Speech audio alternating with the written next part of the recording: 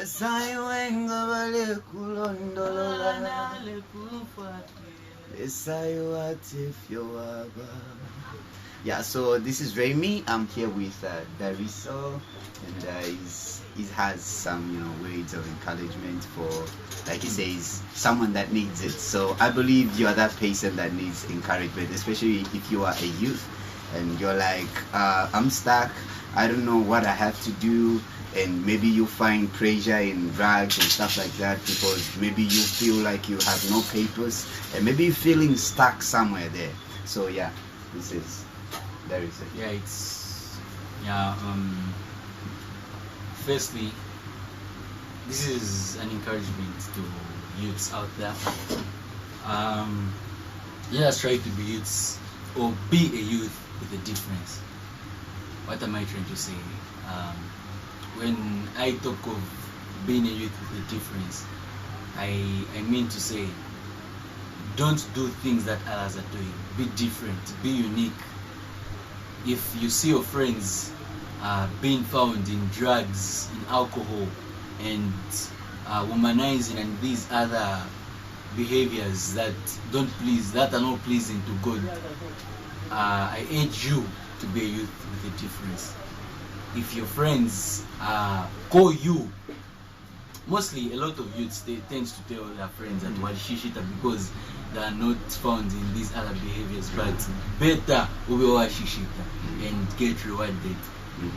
Second, keep the faith, don't give up. Life might be hard on you, life might be tough on you, but just keep the faith. Hold on to God and He will never leave you nor forsake you. Just like He said in His word that He will never leave us nor forsake us.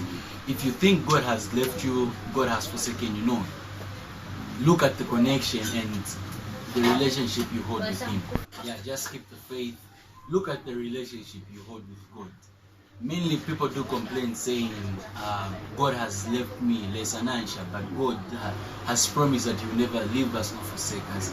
If you are going through trouble and you think God has left you, it's not God who has left you, but it's you who has left God's presence and God's sight.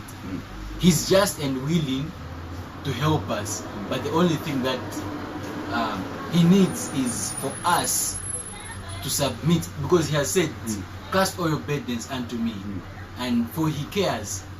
So if the moment we cast our burdens unto Him, He cares, He's going to sustain us, He's going to help us.